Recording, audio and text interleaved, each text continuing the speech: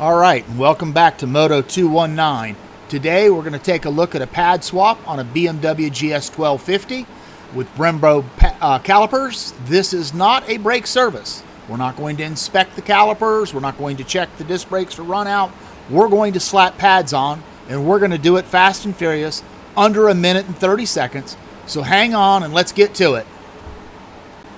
First, we're going to relieve the pressure of our rear master cylinder.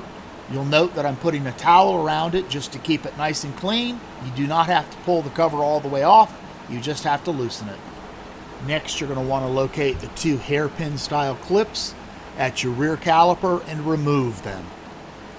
Now that these clips are removed, you can push the pin inward. It resembles a clevis pin. Just push it in and out all the way. Now push the caliper back and forth, which was going to push the pistons back into the caliper, and the pads will drop out to your right. Note the lip on the leading edge of your brake pads. There's a position that it locks into on your caliper, as noted here. Now let's do it in real time. Okay, first we're going to remove the clips. No tools required. We're going to back the pin out. You can remove it all the way or leave it partly in. Pads are going to drop out. Note I did push the caliper back and forth to get the pistons to release. This little snap-on is a two-piece unit. It's like a fiberglass and metal anti-rattle. Clips right back on. Slides up. Remember that little tail on it that I showed you, the little lip?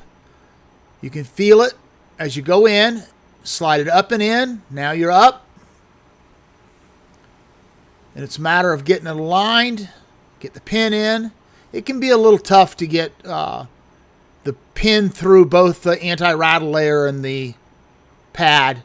It's more just hard to get to. Now you see it come through. I back it out just enough to pop my other pad in. Get the lip up in place. You'll see me get it up in there. Boom. Done. Pull it through. We're going to put the two pins in.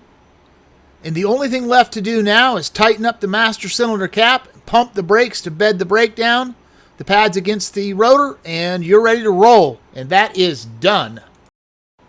We will be uploading a step-by-step, a little bit slower video talking about the pieces in real time.